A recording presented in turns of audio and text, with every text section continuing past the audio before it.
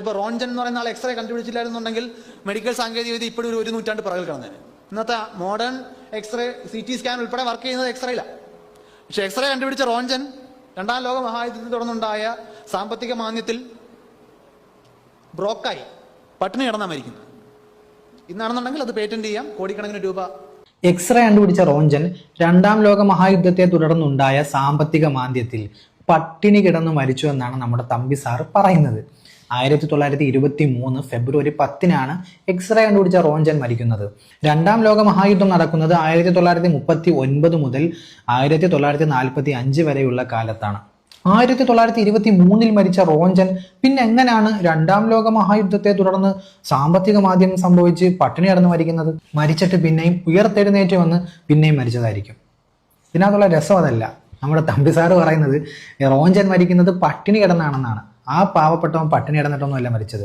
കുടലിൽ ക്യാൻസർ വന്നിട്ടാണ് നമ്മുടെ എക്സ്റേ കണ്ടുപിടിച്ച റോൺജൻ മരിക്കുന്നത്. അതിനെ ഉടനെ പിടിച്ചെന്താക്കി ആ പാവപ്പെട്ടവനെ പിടിച്ച് പട്ടിണി കിടന്ന് മരിച്ചു എന്നാക്കി കളഞ്ഞു. ഇതൊക്കെ എവിടെ നിന്നാണ് നമ്മുടെ തമ്പി സാറിന് കിട്ടുന്നത്? നമ്മുടെ രവി സാറ് പറഞ്ഞു കൊടുക്കുന്നതായിരിക്കും ഈ കാര്യങ്ങളൊക്കെ. നമ്മുടെ തമ്പി സാറിൻ്റെ ശാസ്ത്ര അബദ്ധങ്ങളുടെ ഒരു സാമ്പിൾ മാത്രമാണ് ഞാൻ കാണിച്ചത്. ബാക്കി പുറകെ വരുന്നുണ്ട്.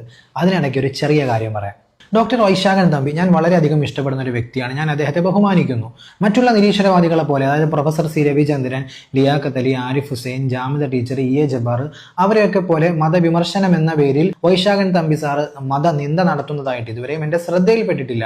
അതുപോലെ ചാണകത്തിൽ മുക്കിയ രാഷ്ട്രീയ നിലപാടുകൾ പറയുന്നതായും ഇതുവരെയും കേട്ടിട്ടില്ല. പക്ഷെ അദ്ദേഹത്തിന്റെ ശാസ്ത്ര പ്രഭാഷണങ്ങൾക്കിടയിലൂടെ അദ്ദേഹത്തിന്റെ ആശയം, നിരീശ്വരവാദം കുട്ടികളിലേക്കും കോളേജ് വിദ്യാർത്ഥികളിലേക്കും ഒക്കെ അദ്ദേഹം പകർന്നു നൽകാറുണ്ട്. പക്ഷെ കാര്യങ്ങൾ ഇങ്ങനെയൊക്കെയാണെങ്കിലും കുറച്ച് ദിവസങ്ങൾക്ക് മുമ്പ് നമ്മുടെ വൈശാഖൻ തമ്പി സാർ ഇട്ട ഒരു ഫേസ്ബുക്ക് പോസ്റ്റ്, ഹേബൽ അൻവർ എന്ന് പറയുന്ന 13 വയസ്സുള്ള ഒരു വിദ്യാർത്ഥിയെക്കുറിച്ച്, ആ വിദ്യാർത്ഥിക്ക് ലഭിച്ച ഗ്രാജിനെ കുറിച്ചും ഇട്ടൊരു ഫേസ്ബുക്ക് പോസ്റ്റ്. സത്യത്തിൽ ചില നിരീശ്വര മത വിമർശക കഴുകന്മാർക്ക് ആ വിദ്യാർത്ഥിയെ കൊത്തി വലിക്കാൻ ഇട്ടുകൊടുക്കുകയാണ് നമ്മുടെ തമ്പി സാറ് ചെയ്തത്. ആ വിദ്യാർത്ഥിക്ക് ഗ്രാൻഡ് കിട്ടിയില്ല. ഞാൻ സൈറ്റിൽ നോക്കിയപ്പോൾ കണ്ടില്ല, ഗൂഗിളിൽ തപ്പിയിട്ട് കിട്ടിയില്ല.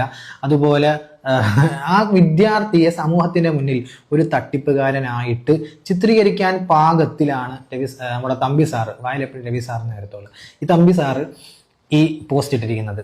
പിന്നെ അത് അപ്ഡേറ്റ് ചെയ്തിട്ടുണ്ട്, അത് തിരുത്തിയിട്ടുണ്ട്. തിരുത്തിയത് എങ്ങനെയാണ്? അത് കിട്ടി, പക്ഷെ അത് അതിനല്ല കിട്ടിയത്, മറ്റേതിനാണ് കിട്ടിയത് എന്ന സ്റ്റൈലിലുള്ള ഒരു അപ്ഡേഷനാണ് നടത്തിയിരിക്കുന്നത്. അതെന്തോ ആകട്ടെ, അത് നമുക്ക് വിടാം. രണ്ടാമത് ആ പോസ്റ്റിൽ തമ്പി സാർ എഴുതിയിരിക്കുന്ന ഒരു വാചകമുണ്ട്, ഞാൻ വായിച്ചേൽപ്പിച്ചു തരാം. സ്വന്തം അവ്യക്തത പ്രകടമാകുന്ന ധാരാളം വാചകങ്ങൾ ആ കുട്ടിയുടെ വായിൽ നിന്നും വീഴുന്നുണ്ട്. അതെന്താ? തമ്പി സാറിന്റെ അവ്യക്തത പ്രകടമാകുന്ന വാചകങ്ങളൊന്നും തമ്പി സാറിന്റെ വായിൽ നിന്ന് വീഴാറില്ലേ? ഇപ്പൊ നമ്മളൊരു സാമ്പിൾ കേട്ടില്ലേ? ബാക്കി ഞാൻ കേൾപ്പിച്ചു തരാം.